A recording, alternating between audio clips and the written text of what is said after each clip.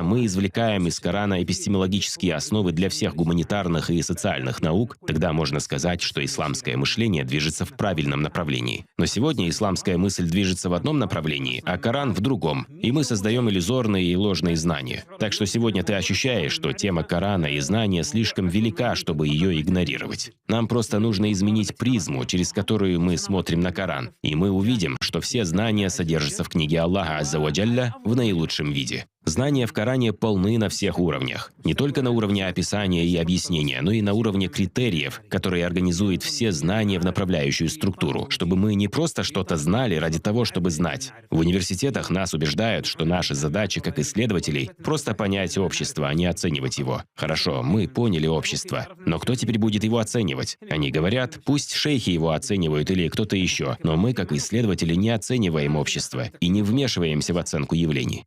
Это неправильно.